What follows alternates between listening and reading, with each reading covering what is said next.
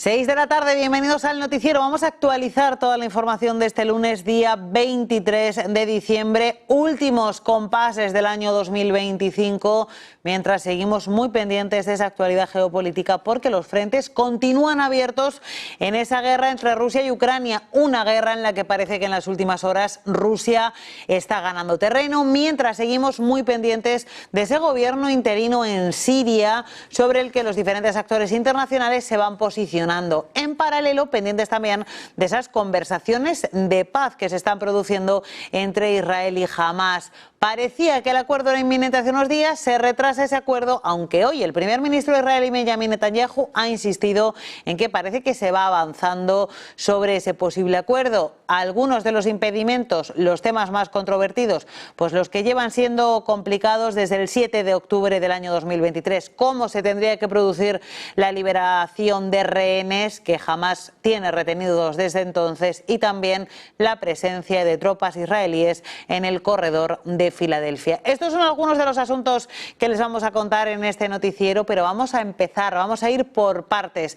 Y vamos a empezar con una noticia de última hora que tiene que ver con esa guerra entre Rusia y Ucrania y con el futuro de las negociaciones de paz con Estados Unidos, porque un asesor de política exterior del Kremlin ha dicho que varios países ya han ofrecido su territorio para un primer encuentro entre Vladimir Putin y Donald Trump. El asesor de política exterior del Kremlin, Yuri Usakov, ha dicho que varios países, como decimos, se habrían ofrecido a albergar las conversaciones entre Putin y el presidente electo de Estados Unidos, Donald Trump, aunque se ha negado a decir qué países son. Trump ha dicho que quiere poner fin rápidamente a la guerra en Ucrania, aunque no ha expuesto públicamente cómo planea hacerlo. Putin, por su parte, dijo la semana pasada que él está listo a comprometerse sobre Ucrania en posibles conversaciones con Donald Trump y que no tiene condiciones para iniciar estas conversaciones con las autoridades ucranianas. Sin embargo, Putin dijo que cualquier conversación debía tomar como punto de partida un acuerdo preliminar alcanzado entre los negociadores rusos y ucranianos en las primeras semanas de la guerra en las conversaciones en Estambul. Un acuerdo que, recuerda Vladimir Putin, nunca se llevó a cabo, nunca se puso en marcha.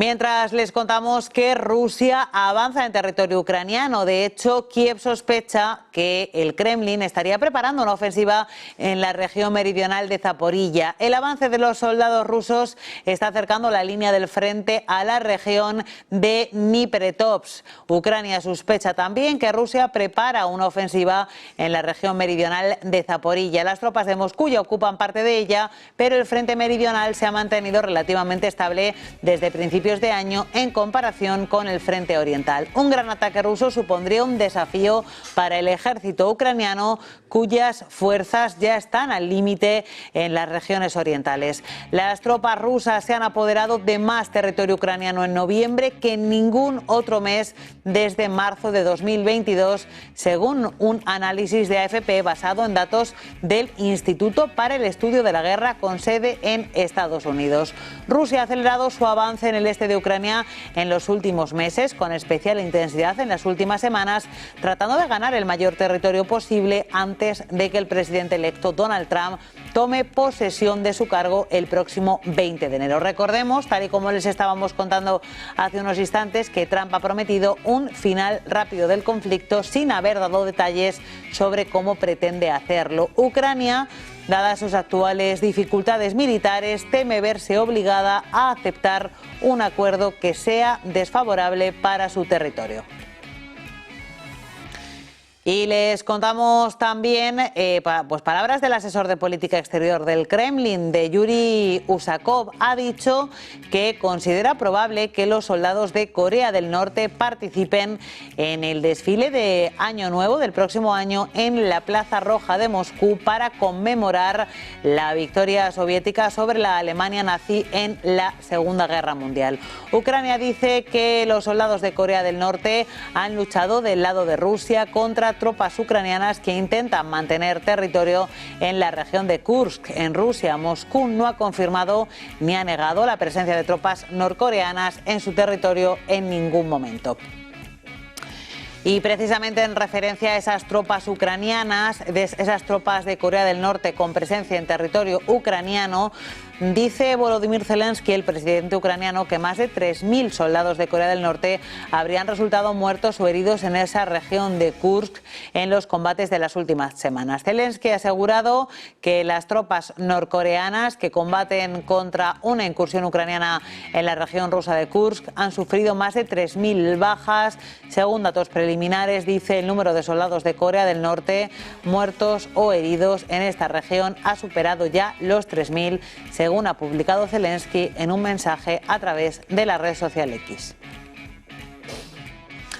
Y continuamos contándoles que el operador estatal de sistemas de energía ucraniano, Ukrenergo, especializado en suministro de energía eléctrica, ha anunciado hoy a través de un comunicado que varias regiones del país sufrirán cortes de energía de emergencia. Según ese comunicado, entre las regiones afectadas se encuentra Kiev, en torno a la capital ucraniana, también la región de Dnipropetrovsk, la región de Donetsk, la región de Sumy, entre otras. Los trabajadores del sector energético de todo el país, de toda Ucrania, están trabajando, según Ukrenergo, 24 horas al día, 7 días a la semana, para eliminar las consecuencias de las bombas y restablecer el suministro eléctrico a los hogares ucranianos, según ese comunicado. Hay que recordar que el sistema eléctrico ucraniano sufrió grandes daños en el último ataque que llevó a cabo Rusia sobre Ucrania, respondiendo a la muerte de un militar de alto rango. Y les contamos también en clave de este conflicto que el presidente ucraniano Volodymyr Zelensky ha criticado al primer ministro eslovaco, a Robert Fico, por reunirse recientemente con Vladimir Putin, subrayando Zelensky que la dependencia de Fico de Moscú es un gran problema de seguridad para Europa. Dice Zelensky que Moscú proporciona importantes descuentos a Fico, pero que Eslovaquia paga por ellos. Tales descuentos, dice Zelensky, no son gratuitos. Los pagos a Rusia se realizan a través de la soberanía o de turbios esquemas, según ha escrito Zelensky a través de un post en X. Zelensky ha acusado además a Fico de ir en contra de los planes europeos de independencia energética y ha añadido que el deseo de Fico es ayudar a Putin a financiar la guerra con Ucrania. El presidente ucraniano ha subrayado que el primer ministro eslovaco pretende seguir trabajando con Rusia, ya que eso le beneficia. Y continuamos hablando de las relaciones entre Ucrania y, en este caso, la OTAN, porque el secretario general de la Alianza Atlántica, Mark Rutte, ha dicho hoy que considera injustificadas las críticas a veces duras del presidente ucraniano Volodymyr Zelensky, en este caso al canciller alemán, a Olaf Scholz, según han dicho agencias de noticias. Aunque Alemania ha sido un aliado vital de Ucrania, el presidente ucraniano ha denunciado varias veces lo que a su juicio es la vacilación de Olaf Scholz a la hora de proporcionar misiles de crucero Taurus de largo alcance. En una entrevista con dpa, Rutte ha subrayado cómo le ha pedido al ucraniano que deje de criticar a Olaf Scholz porque, dice Rutte, es una crítica injusta. Rutte también ha dicho que él, a diferencia de Scholz, sí suministraría a Ucrania misiles de crucero Taurus y no establecería límites a su uso. En general, dice, sabemos que estas capacidades son muy importantes para Ucrania, según ha afirmado Rutte, añadiendo que no le corresponde a él decidir qué debían entregar los aliados. Después de una llamada telefónica de Scholz al líder ruso Vladimir Putin en noviembre, Zelensky fue muy crítico con Scholz y dijo que había abierto la caja de Pandora que socavaba los esfuerzos de Europa por aislar al líder ruso y poner fin a la guerra en Ucrania con una paz justa.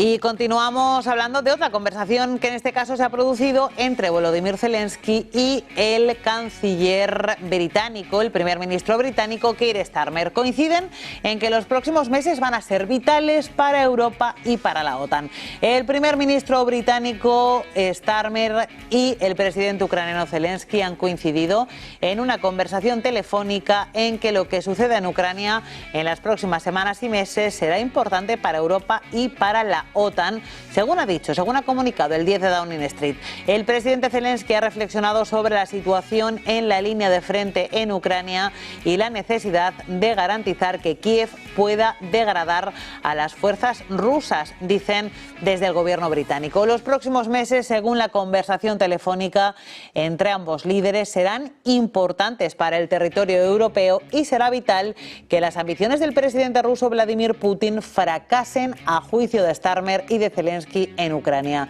Los líderes han abordado la operación Interflex, la misión de entrenamiento liderada por el Reino Unido para reclutar ucranianos, y también han hablado de la importancia de perfeccionar su oferta para reforzar aún más la capacidad de Ucrania en el campo de batalla, según ha agregado la nota publicada, como les decimos, por el 10 de Downing Street este mediodía. Y de las palabras y los pronunciamientos de Zelensky en los últimos días y en las últimas horas seguimos hablando, pero ahora en clave de Siria, porque el presidente ucraniano ha asegurado que su país, que Ucrania, está interesado en estabilizar la situación en Siria y en la región en su conjunto, y apoyará los esfuerzos necesarios de sus socios para conseguir este extremo. Considera, dice Zelensky, es una información de última hora que es de fundamental importancia para la seguridad del pueblo sirio y de la región en su conjunto, la retirada de cualquier presencia rusa en Siria. Estamos agradecidos a todos los países y a todos los dirigentes dispuestos a ayudar a la sociedad siria a restablecer la vida normal y a construir instituciones estatales eficaces. Los dirigentes que están dispuestos a ayudar a la sociedad siria a restablecer la vida normal y a construir instituciones estables, eficaces.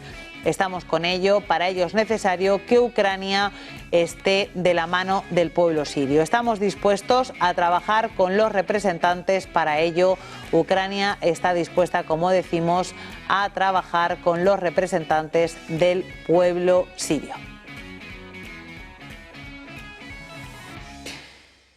Y continuamos después de esta noticia de última hora contándoles más asuntos que tienen que ver con la información internacional de la jornada. Les contamos que el portavoz del Kremlin, Dmitry Peskov, ha señalado que no existen restricciones de movimiento contra el presidente depuesto de Siria, contra Bashar al-Assad, que actualmente reside en Rusia, después de que este país diera asilo. Concretamente, Peskov ha dicho que tras la salida de al-Assad por su caída a manos de grupos rebeldes encabezados por HTS, en el marco de una ofensiva relámpago, pues no hay ningún tipo de limitación a su movimiento. Así se ha pronunciado después de que varios medios de comunicación apuntaran a que la mujer de Bashar al-Assad, Asma, habría pedido divorciarse de él y abandonar Rusia, dado que las propiedades de su marido se encuentran congeladas en este momento. Y continuamos hablándoles acerca de la situación en Siria, en este caso en relación a Irán, porque el portavoz del Ministerio de Exteriores de Irán, Ismail Baheji, ha afirmado que su país no tiene relación directa con el nuevo gobierno de Siria tras la salida de Bashar al-Assad del gobierno del país. Irán mantiene desde hace tiempo vínculos con grupos de la oposición siria. Sin embargo, según las informaciones publicadas por su ministro de Asuntos Exteriores, su presencia en Siria tiene como objetivo impedir que el ISIS y el terrorismo se extiendan por la región, pero no hay ningún contacto directo con los actuales gobernantes. Al referirse a las recientes críticas que se extienden por la región, dice que no hay ningún contacto directo con los actuales gobernantes. Explica que Irán no tendrá ningún papel en la Siria del futuro tras una reunión entre altos funcionarios estadounidenses y el líder de HTS. Irán, dice, no tendrá ningún papel y no debería tenerlo. Irán lleva décadas con el comportamiento más depredador y destructivo, por lo tanto me resulta difícil imaginar que Irán desempeñe papel alguno, dice Estados Unidos.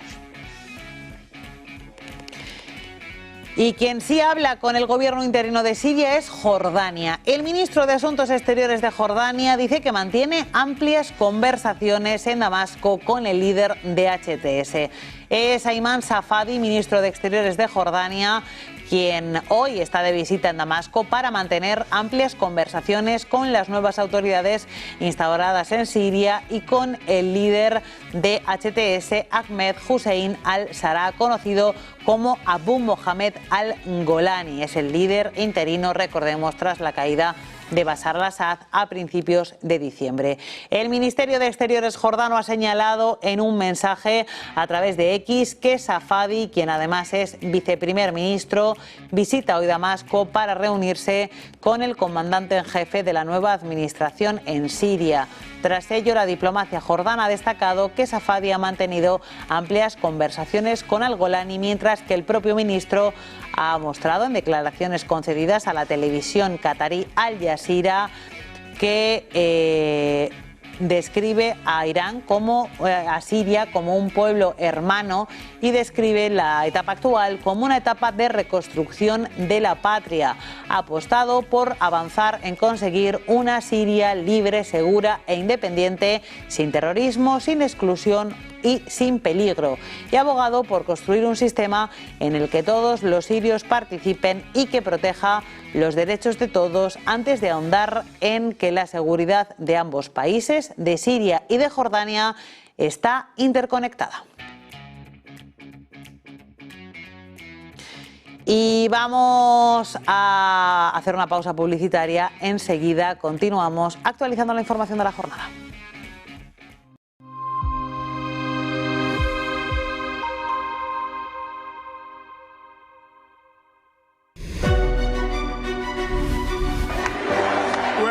Thank you all very much. This is great. These are our friends.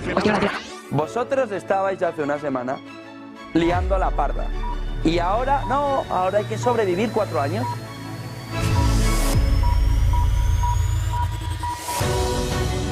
Fomentarla ni la van a fomentar. Se comenta con bastante alegría. ¿Qué estás diciendo sobre el gobierno? Resistir y resistir y resistir. Y hay bastante fake news y bastantes rumores falsos. No todo es chorrada climática. Eso lleva a la deuda pública española a una situación de insostenibilidad. Deje de gastar. Siempre dicen que voy a empezar una guerra. No voy a empezar una guerra. ¿Quién va? Yo no voy, yo no voy. Se habrá sorprendido de lo bien que lo hacíamos ya, ¿no? Que todos los diputados que están en el Congreso en este momento, todos, No ocultéis el malestar brutal de la población. ¿Y qué pasa a partir de ahora?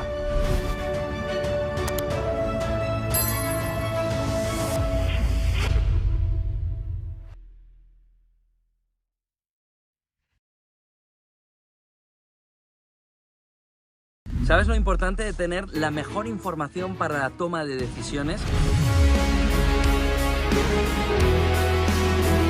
¿Sabes? En esas reuniones privadas en las que se ve una información clave para poder luego tomar esa decisión.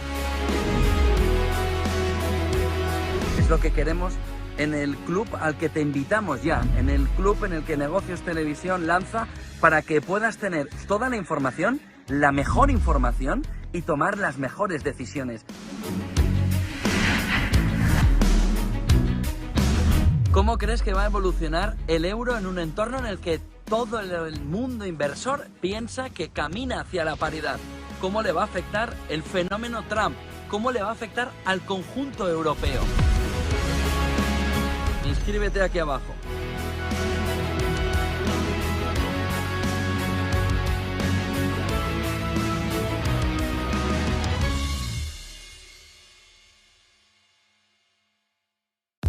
Milito y Cecilia Peña lo están petando en redes sociales. Contadnos qué es Viking Speed y Nice Green. Tú eres súper fan nuestro, bien lo sabes. Mira, ya tenemos distribuidor en Japón, Noruega, Suecia. Yo alucino cuando veo mi producto japonés o noruego o búlgaro. Pero es que eso es poco. Además, mira además. Próximamente en Colombia. ¿Colombia? Sí, nos vamos a América. A hacer las Américas. Pero cuéntanos, Ceci, ¿qué es Viking Speed? Javi, tú que eres fan sabes perfectamente que en internet está toda la información para todo el público. Pues efectivamente soy súper fan de Viking Speed y Nice Green. A mí me soluciona la vida porque me vale para todo. Bueno, para todo no vale. ¿Para qué no vale, Milito? Oye, mira, por ejemplo, yo que para peinarse. Mira qué pelo trae. ¿Buscas la plataforma más confiable para tus criptomonedas? Binker es el exchange número 1 en copy trading a nivel mundial. Más de 45 millones de usuarios confían actualmente en nosotros. Más de 800 criptomonedas y 190.000 traders élite, es decir, traders profesionales. Un fondo de protección de más de 400 millones de dólares. Un volumen diario de 10.000 millones de dólares. Un ratio de reserva de 1.5 para que tus activos estén totalmente protegidos. Genera más rendimiento con tus criptomonedas. Regístrate hoy. Binker, seguridad, confianza y éxito.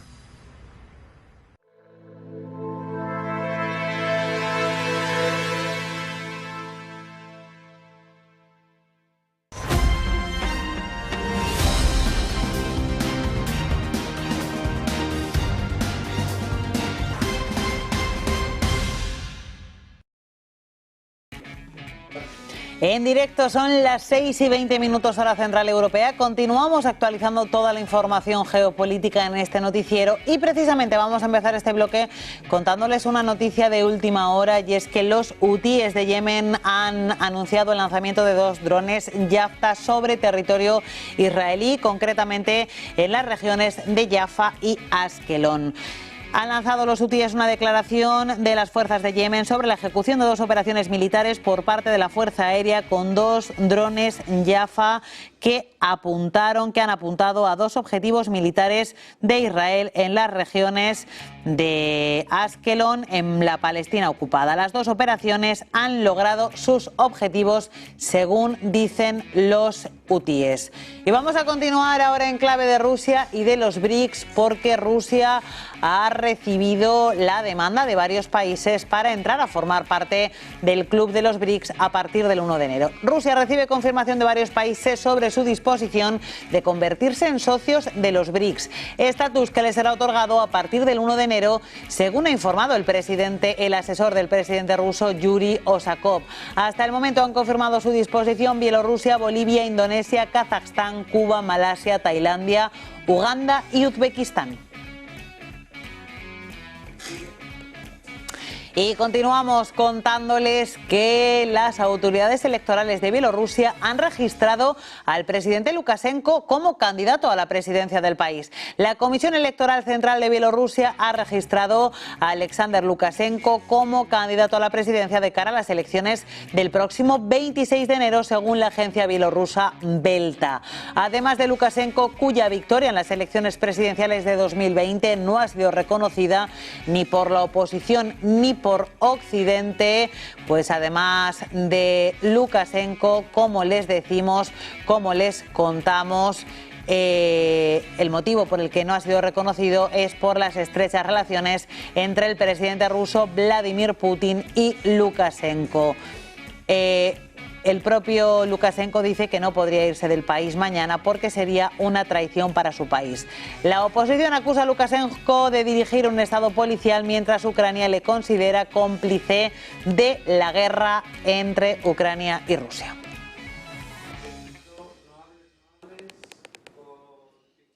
Y les vamos a hablar ahora en clave de empresarial y vamos a mirar a Estados Unidos, porque la representante comercial de Estados Unidos, Katherine Tai, ha informado hoy del inicio de una investigación sobre los actos, políticas y prácticas de China relacionadas con la búsqueda de dominio de la industria de los semiconductores. La evidencia indica que China busca dominar los mercados nacionales y globales en la industria de semiconductores y adopta amplias medidas anticompetitivas a juicio de Estados Unidos y de su oficina gubernamental. La investigación, lanzada a través de varios medios anticompetitivos, esa investigación pretende evitar impactos perjudiciales sobre Estados Unidos y otras economías, impactos que podrían socapar la competitividad de la industria de Estados Unidos, también las cadenas de suministro y la seguridad económica de Estados Unidos. Un anuncio hecho por parte de la administración de Biden que ha provocado importantes subidas en el sector de los semiconductores, subidas que, por ejemplo, vemos en títulos como Intel, que avanza un 2,3%, al borde de los $20 por título, o AMD, que sube más de un 4,5%. También se impulsa Nvidia un 2,5% y Asus sube un 2,5%. Y precisamente de relaciones comerciales seguimos hablando y les contamos que la presidenta de México, Claudia Sheinbaum, se ha referido hoy en la mañanera a la controversia en torno al Canal de Panamá que ha levantado el presidente electo de Estados Unidos en las últimas horas. En su rueda de prensa matinal, Sheinbaum ha dicho que el Canal de Panamá es de los panameños. También ha dicho que en la medida en que los países del Caribe y de Sudamérica tengan mejores desarrollos económicos, habrá menor migración, refiriéndose también a las palabras en clave migratoria de Donald Trump. En relación a las negociaciones sobre aranceles y relaciones comerciales entre México y Estados Unidos, Claudia Sheinbaum ha dicho que esas conversaciones se pondrán en marcha en cuanto el equipo de Trump tome posesión. Confía en que haya acuerdos. Ayer también se refirió al tema de Panamá y ahí sí nuestra solidaridad con el presidente de Panamá, que salió muy rápidamente a decir el Canal de Panamá es de los panameños, y en efecto el Canal de Panamá es de los panameños. Entonces ahí sí nuestra solidaridad, nuestro apoyo al presidente de Panamá, al pueblo de Panamá, y también, que es importante, que es el fondo. En la medida en que los países de América Latina y el Caribe, todos los países, pero en particular América Latina y el Caribe, puedan gozar de condiciones de desarrollo, de bienestar, en esa medida va a disminuir la migración.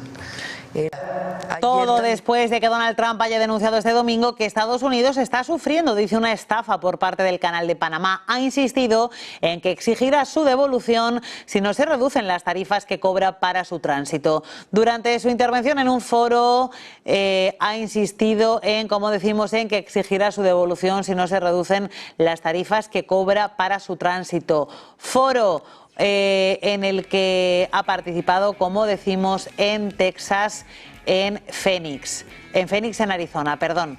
Les contamos también que el Canal de Panamá ha estado siendo gestionado por parte de Estados Unidos hasta el año 1999.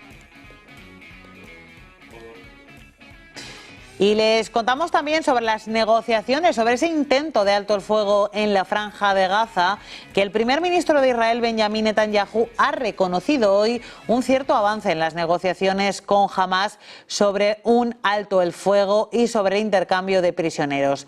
Hablando ante la Knesset, Netanyahu ha admitido no saber cuánto durarán las conversaciones, pero ha insistido en que seguirán actuando en todos los sentidos hasta que se pueda traer a casa a todos los secuestrados, dice, en territorio enemigo. Además, ha destacado el asesinato del entonces buró político de Hamás, de Yahya Sinwar, como un catalizador para la mejora de los procesos. Sus comentarios se han producido después de que se informara de que un nuevo acuerdo era inminente, pero luego Netanyahu añadió nuevos requisitos a la propuesta de acuerdo, requisitos que tienen que ver precisamente con la situación de las personas secuestradas por Hamás, y también tienen que ver con la presencia de tropas de Israel en el corredor de Filadelfia.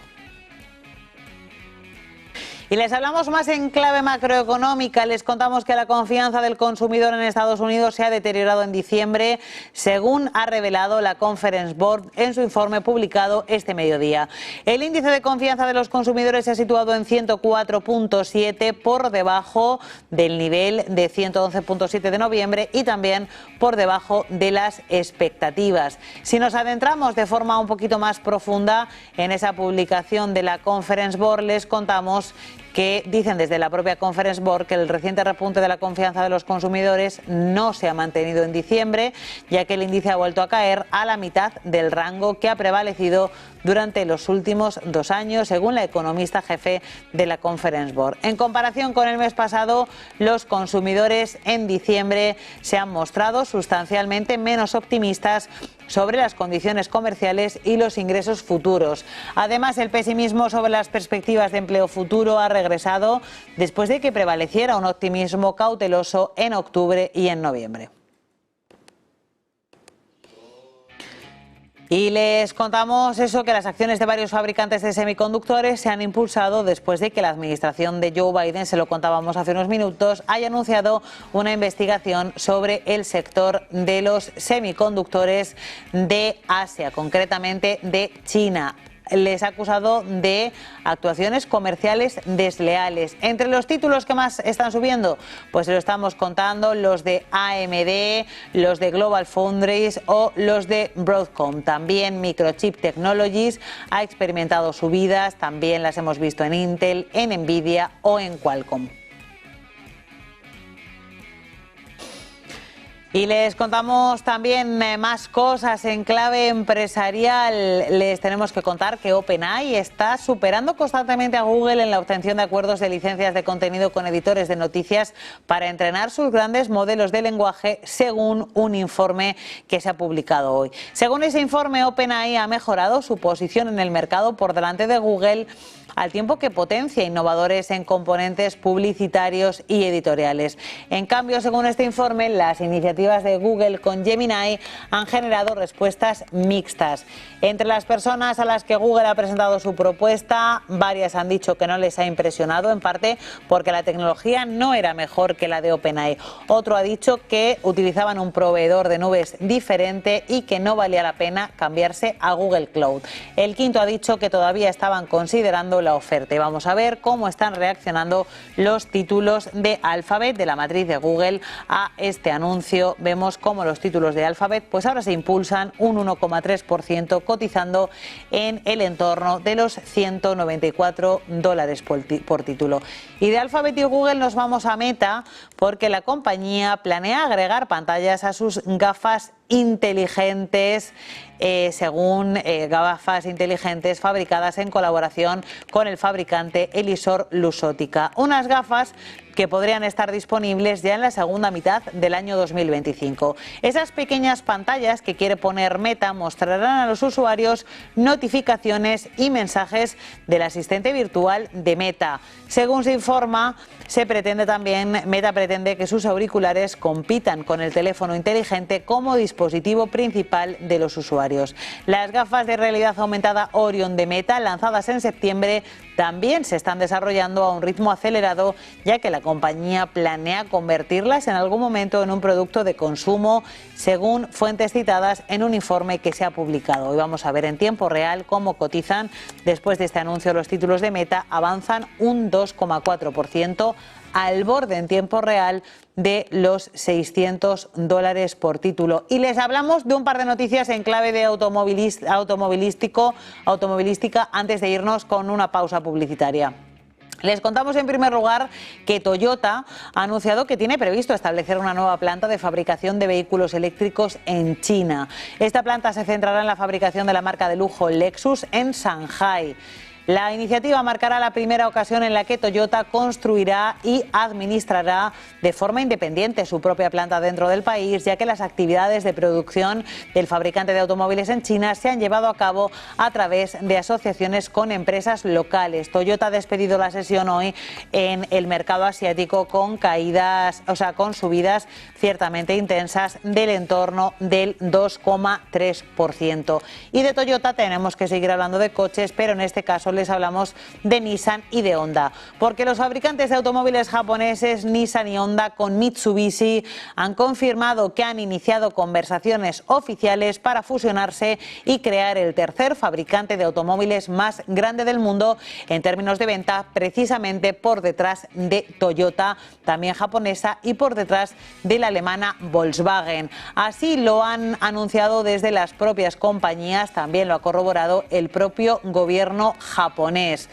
Las compañías han explicado que esperan concluir la fusión en junio de 2025 para posteriormente sacar a bolsa el holding en torno a agosto de 2026. Las intenciones de ambos fabricantes saltaron a la luz pública la semana pasada. Fue el periódico nipón Nikkei quien adelantó que el segundo y el tercer fabricante en el mercado japonés y el octavo y el noveno del mundo habían mantenido contactos para fusionarse con la intención de firmar un memorándum de entendimiento en los próximos meses. Ambas empresas se enfrentan a una intensa competencia global en el mercado de vehículos eléctricos por parte de compañías como Tesla en Estados Unidos y BYD en China.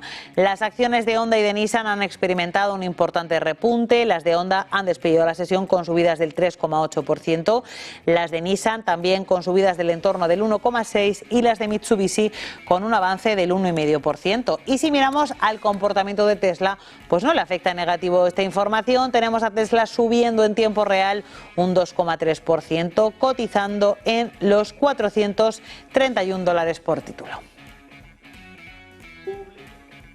Pues vamos con pausa publicitaria y a la vuelta seguimos analizando la actualidad de la jornada aquí en el Noticiero de Negocios Televisión.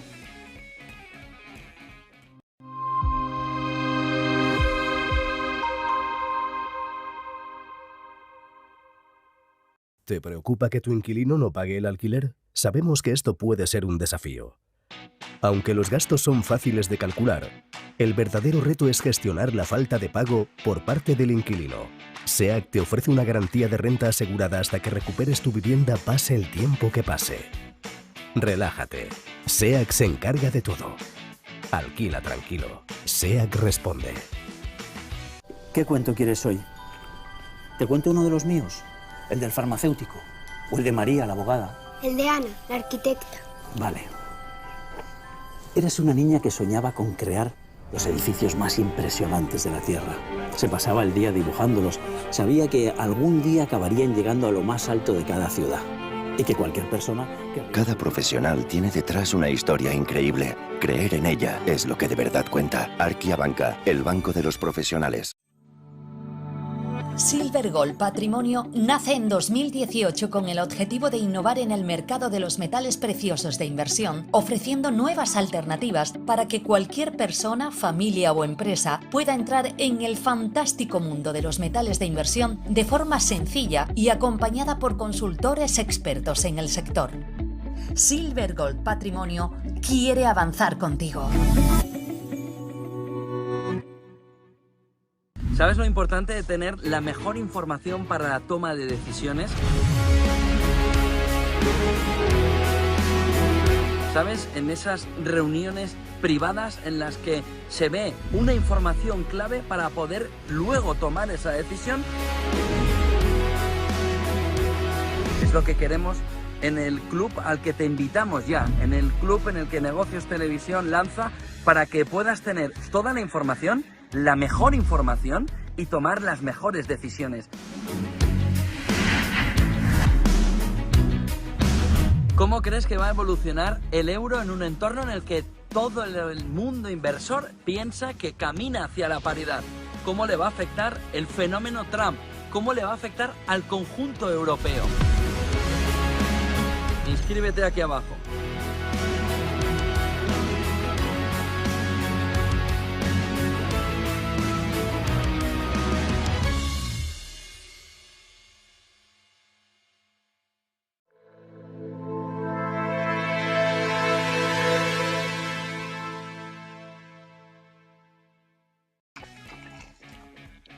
Y cuando salen en directo las 6:37 hora central europea, vamos a analizar la actualidad de la jornada, esa actualidad geopolítica, en la entrevista en la que esta tarde nos acompaña Luis Rodrigo de Castro, profesor de Relaciones Internacionales en la Universidad CEU San Pablo. Luis Rodrigo, bienvenido. Hola, buenas tardes. Luis Rodrigo, lo primero que quiero comentar contigo es que funcionarios rusos aseguran que ya hay varios países que se han ofrecido como voluntarios para ser sede de las negociaciones para alcanzar una paz en Ucrania entre Putin y Trump. ¿Se te ocurre en qué países pueden ser? Porque ha dicho que hay países, pero no ha dicho los nombres. Claro, ahí está. Siempre ha habido algunos que han lanzado su propio plan de paz.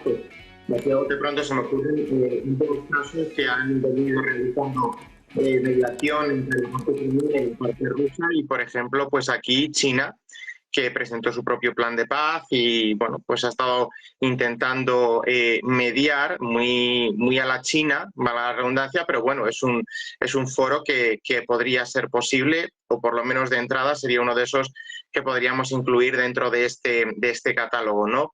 Luego también Turquía. Turquía es un país que tiene en la zona de Oriente Medio bastante que decir. Lo estamos viendo en el caso de Siria, de la situación que llevamos viviendo 2 semanas aproximadamente desde la caída del régimen de Bashar al-Assad. Pero Turquía, el gobierno de Erdogan, ha sido bueno, exitoso. Recordemos aquel acuerdo del grano que propició la salida de grano ucraniano para países, sobre todo el tercer mundo. Bueno, yo creo que Turquía también es otro candidato.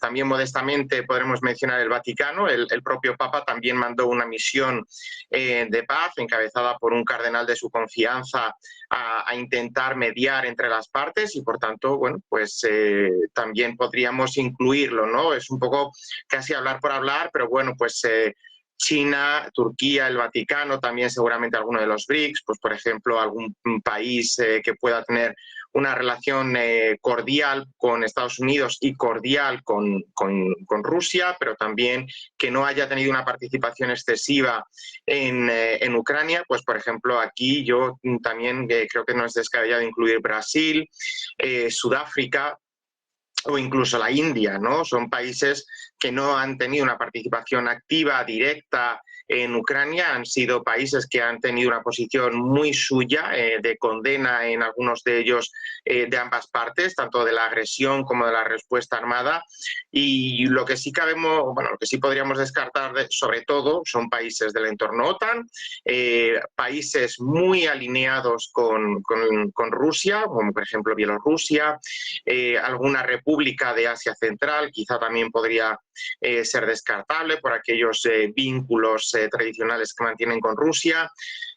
Corea del Norte, esto quizá es redundar mucho, pero bueno, Corea del Norte no podría ser sede tampoco por ese acuerdo que ha firmado con Rusia, tampoco por descarte podría serlo Corea del Sur, podría serlo Japón, por las relaciones que mantienen con Estados Unidos.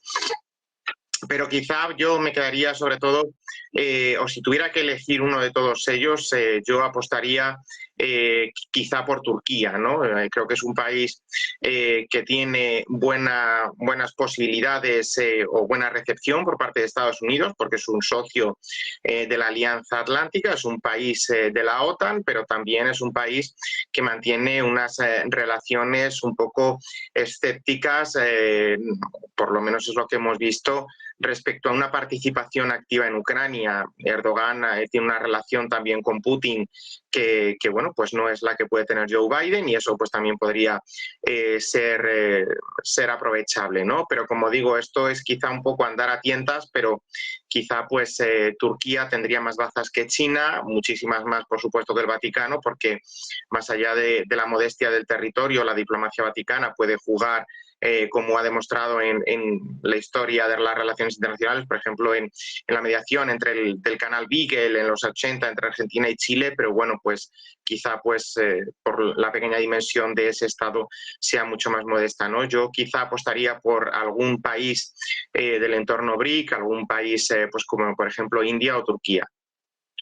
Hay varias cosas de las que yo quería hablar contigo. Has hablado de Turquía. Quiero comentar contigo, bueno, pues esa actualidad en torno a las relaciones entre Turquía y Siria. Tenemos al presidente turco, a Recep Tayyip Erdogan, tremendamente activo. Leía hace unos minutos, podemos decir que Turquía está liderando las negociaciones para una transición en Siria. Leía hace unos minutos que Erdogan dice que está en estrecho contacto con esos líderes interinos, y que Erdogan dice que su ministro de Asuntos Exteriores ha estado en Damasco y que sus visitas a Damasco van a seguir aumentando a partir de ahora. Quiero analizar contigo el papel protagonista que Erdogan está teniendo en Siria. Sí, a ver, Erdogan, desde que vino hace más o menos unos 10 años, en parte de estos 20 años que reunió el gobierno de Turquía, primero como primer ministro y luego como presidente de la República, ha sido en esa primera mitad, en esos primeros 10 años, mucho más virado hacia Europa. Precisamente intentaba que Turquía se convirtiera en Estado miembro, pero a partir de 2014 empieza a buscar un sitio propio de Turquía en la escena internacional, sabedor que esa ampliación podría demorarse muchísimo y que tiene muchos frentes en los que puede influenciar, cuanto menos en la escena internacional. Erdogan o Turquía, por mejor dicho, es un país que, bueno, pues Bashar al-Assad o su caída no se entiende si no tenemos en cuenta ciertas cuestiones turcas. Turquía es un país que tiene mucho interés en que la cuestión vaya de manera ordenada, por así decirlo, porque hay un problema transversal a la región y sobre todo el problema kurdo.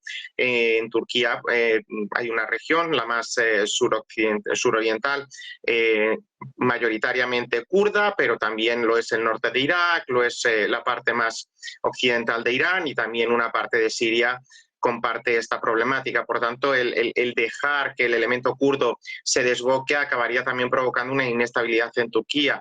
Pero además Turquía sabe que juega y que puede jugar un papel importante en Oriente Medio. Primero porque tiene la capacidad militar, porque tiene la credibilidad también internacional. Es un país que tiene una mayoría musulmana y eso pues le acerca muchísimo a los países de la región.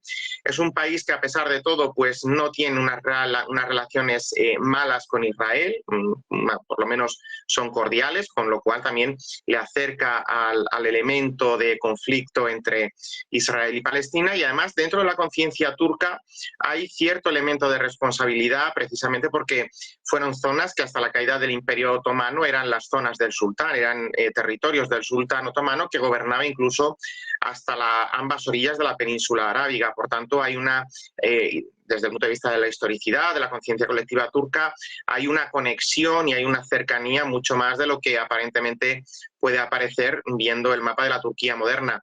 Pero Erdogan está en esas, jugando un papel que algunos han llamado de neosultanato, de neootomanismo, y sabe que puede ofrecer mucho y yo creo que es también positivo, ¿no? En Siria lo que menos conviene ahora mismo es que Siria se convierta en una nueva Libia. Ya vimos que Libia, a pesar de las intervenciones de Occidente y de todas esas manifestaciones, tanto por un lado como por otro, que vimos, Libia ha quedado en un estado fallido, en un estado con más problemas de los que tenía anteriormente a la caída de Gaddafi, y Turquía pues es consciente de que también es un país con una densidad de población que puede acabar migrando hacia Turquía, luego en último extremo hasta Europa, como en el año 2016, pero Turquía sería el primer país en ese tránsito hacia Europa y tendría que hacer frente a una serie de dificultades que ya vio hace 8 o 9 años, ¿no?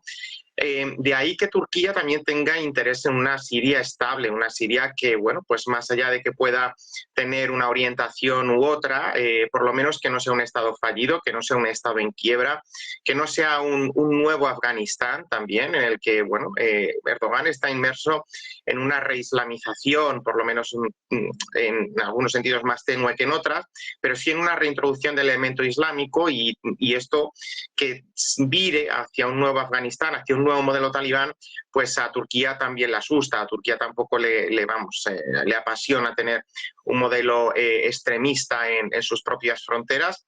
Sobre todo, insisto en esa conexión con el elemento kurdo. Es lo que Turquía quiere mantener a raya, el elemento kurdo, y sobre todo la estabilidad de Siria, para que no se desboquen esos movimientos migratorios que acaben otra vez afectando a Turquía como lo hicieron en el año 2016 y que también lo vimos reflejado en la realidad europea con la crisis de los refugiados, y como todo eso, pues en último extremo también reimpulsó cuanto menos los movimientos de extrema derecha que rechazaban todas las políticas migratorias de la Unión Europea. No vamos a entrar ahora sí con razón o no, pero Siria es un país que puede desestabilizar muchísimo. Yo creo que cuanto más implicada esté Turquía en esas negociaciones, en esas transiciones del poder que se están llevando a cabo, porque no solo se está produciendo una transición a nivel nacional de Bashar al-Assad al nuevo régimen, sino que también hay una reorganización territorial que puede suponer desde la implementación de la Sharia hasta un modelo de corte más laico, ¿no? Más aconfesional, bastante más parecido a lo que el régimen de Bashar al-Assad tenía implementado, ¿no? Y por no hablar de las mayorías cristianas en otro tiempo que persisten a pesar de todo en Siria, de los intereses rusos. Rusia ha quedado tocada, por lo menos en Siria, y como decían en la intervención anterior, pues Turquía es no el amigo el mejor amigo de Rusia, pero sí es uno de los que mejor relación tiene con el régimen de Vladimir Putin en la zona. Y bueno, pues Turquía puede estar también influenciada por Rusia, con ese interés de que Rusia mantenga el control de las bases, aunque Rusia también seguramente estará haciendo lo suyo, pero yo me quedo con eso, con el elemento kurdo, la necesidad de estabilizar Siria para prevenir nuevas crisis migratorias que, aunque luego acaben en Europa, no todas llegarán y acabarán también desestabilizando y podrían mermar también la confianza o por lo menos el respaldo de Erdogan, que ya no es el que era en otros tiempos. Último, por la ampliación de los BRICS, citabas antes a los BRICS, así que también te quiero comentar sobre ese asunto, porque hemos sabido que Rusia ha confirmado que varios países han mostrado su disposición a convertirse en socios a partir del 1 de enero.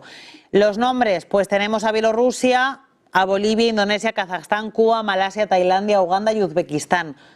¿Qué país te llama más la atención? Pues quizá y ninguno, porque más o menos todos son muy próximos a Rusia, a los intereses rusos, pero bueno, podemos entender que Kazajstán pues tiene una extensión territorial, tiene una serie de recursos energéticos, sobre todo de gas, bueno, que podrían ser bueno, no competidores con los que pueden tener el resto de los BRICS. Obviamente no se asemejan ni por asomo a China o a los recursos que puede tener Brasil, pero bueno, Kazajstán no resultaría del todo raro. Sí que es verdad que bueno, pues hay otros como Uganda, como Cuba. Yo creo que, por ejemplo, en Cuba la situación es dramática, que el régimen castrista ahora con Díaz-Canel no tiene nada que ofrecer más allá de pobreza y quiebra de un Estado que en otro tiempo era conocida como la perla del Caribe, ¿no? Quizá lo que sí me llama la atención por lo descarado que puede suponer es la inclusión de Bielorrusia en este listado, ¿no? Bielorrusia es un país que es un apéndice de Rusia, en muchos sentidos es casi Rusia, precisamente por ese seguidismo que el régimen también de Lukashenko lleva haciendo. Lukashenko tendrá un nuevo proceso electoral en pocos meses, seguramente, pues, bueno, y sin seguramente, porque lo viene haciendo desde hace 30 años, desde hace las 3 décadas que lleva gobernando el país, habrá un nuevo fraude electoral y las protestas arreciarán, sobre todo por parte de la sociedad civil, que viene siendo apoyada por parte de la Unión Europea. La señora Tijanóvskaya pues es muy bien recibida en la Unión, en las instituciones europeas. Pero bueno, aparte de que hay países que pueden, como decía antes, encajarnos más o menos, pues yo creo que, por ejemplo, el caso de Cuba, el caso de Bielorrusia, son ejemplos muy manifiestos de que Rusia por lo menos está intentando rusificar un poco los BRICS, más allá de que haya otros países que en otro tiempo pues podrían tener muchos más méritos y una situación mucho más estable, por lo menos desde el punto de vista interno, con un sistema mucho más consolidado y aceptado por parte de la población. Bueno, en otro tiempo se habló también de Argentina. Bueno, Argentina es parte también del G20. Pero yo incluir a alguien o un Estado que no es parte ni siquiera del G20 en los BRICS me parece un poco descabellado, ¿no? Me parece no una tomadura de pelo, pero sí un intento por parte del Kremlin, sobre todo, de intentar meter a amigos en este club con tal de controlarlo mucho más de lo que ya lo hace. Bueno, pues ahora mismo se me está viniendo a la mente, por ejemplo, Indonesia, el día que Indonesia, o ante esa eventualidad de que Indonesia se convirtiera en un país de los BRICS, pues a nadie le sorprendería. Es uno de los países del G20, es una de las grandes economías de Asia, es un país que geoestratégicamente es muy importante porque es el país con mayor número de población musulmana, es uno de los grandes países territorialmente hablando también de Asia, en esa zona del ASEAN bastante clave desde muchos puntos de vista, ¿no? Es decir, Indonesia nos sorprendería como sí lo hacen todos estos que has mencionado, ¿no? Pero yo sobre todo me chirría sobre todo el caso de Bielorrusia, pero también muchísimo más el de Cuba.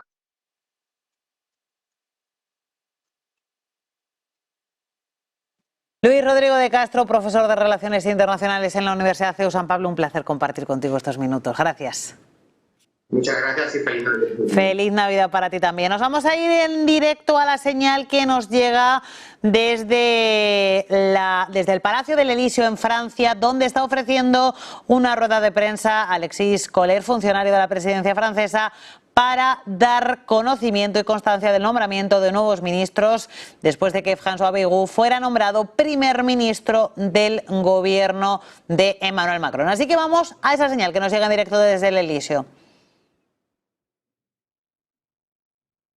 Lombard, ministre de l'Économie, des Finances et de la Souveraineté industrielle et numérique.